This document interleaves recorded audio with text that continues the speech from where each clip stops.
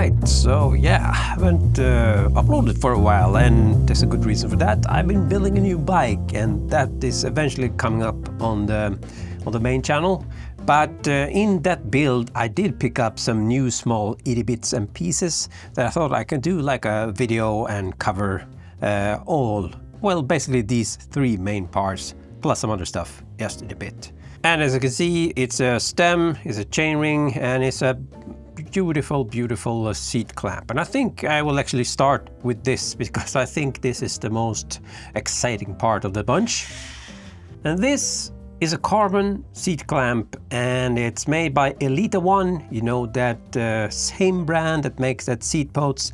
Now I know these kinds of Seatpost clamps are getting more and more rare with all the proprietary crap that's coming out, but for my new bike, by the way, if you're curious, if you follow me on Strava, you will probably already know what that bike is. Anyway, that new bike has a standard seat clamp, which is very exciting for me. I love to tinker with these kinds of things. And as you can see on the markings here, this is a carbon seat clamp, which means I should be able to save quite a few grams. And we can just start with that really quick. So this beautiful thing has a titanium screw and everything.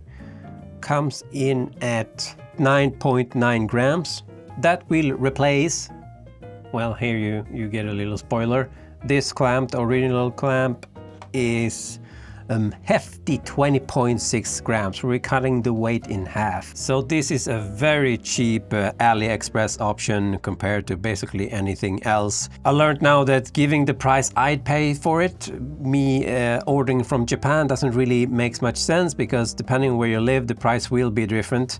But these are dirt cheap here. I actually bought this one as well, which is a metal version, not a metal version, but a metal clamp. Yes, because I had no idea if a carbon version this cheap, although the brand is, in my opinion, pretty reputable, would work. So just in case I ordered this at the same time, I ended up not using it, but for reference, this is 12.8, so it's not a bad option. And like I said, this is a titanium screw and everything. We can check that while we're at it. Pretty long bolt as well, so yeah, not skimping on the length.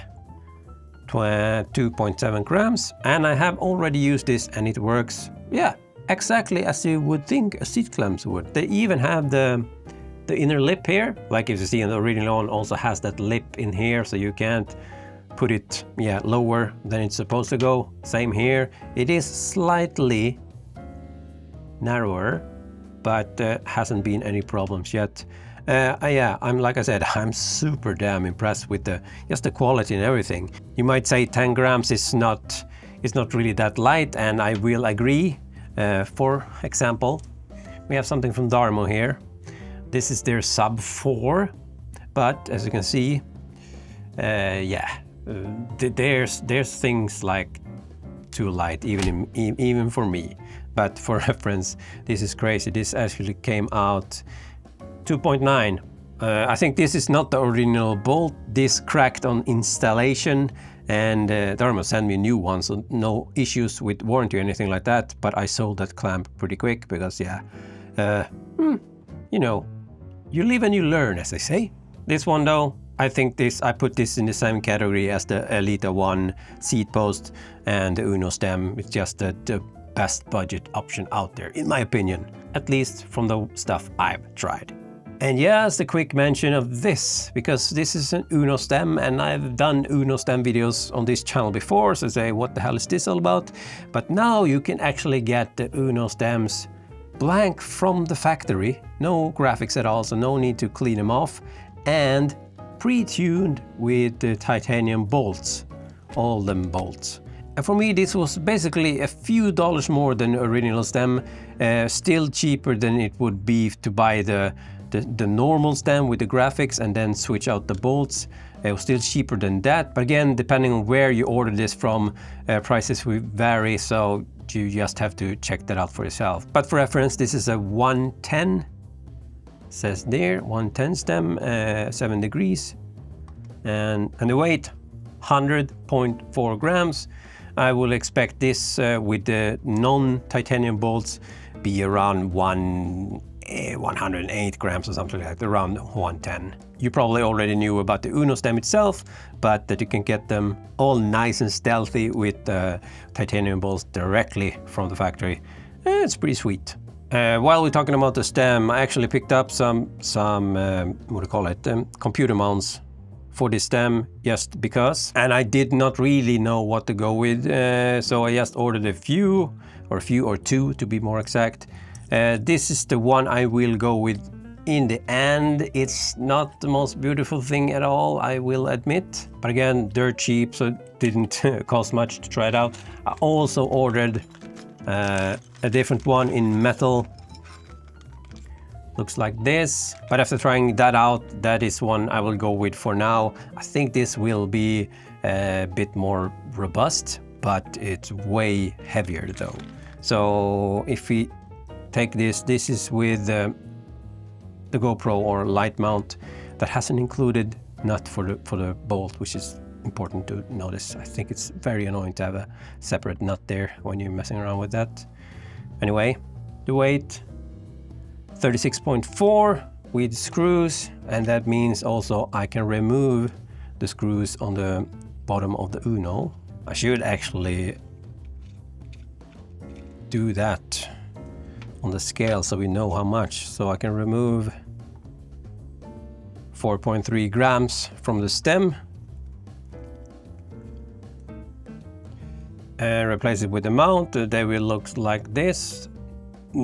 Well, I know it's not the most beautiful thing you've ever seen, but as you see, as the stem bolts come in at an angle on the Uno stem, it actually gets a pretty decent angle for me, at least. I always want my computer to be more in a horizontal angle, but yeah, you have no angle adjustment, so it's a perfect match for this stem in that case, in that scenario. So if you check the weight with the mount, 132, definitely not the most weight weenie thing in the world, but it's not too bad. And just for if you're wondering, you can fit a Garmin 1040 solar, no problem. Even have a little gap. And just to be thorough, if we check the metal mount I also got, you see that is quite a bit more hefty, and we need some screws or bolts for that as well.